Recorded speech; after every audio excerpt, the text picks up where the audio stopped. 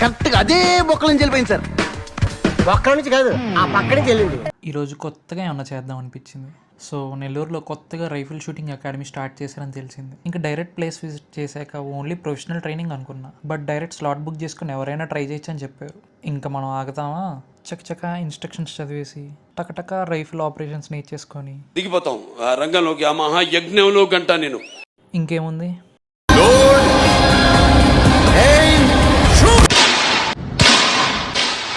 డైరెక్ట్గా టార్గెట్కి పిల్లెట్ ఎక్కడ తగిలిందో కూడా చూసుకోవచ్చు.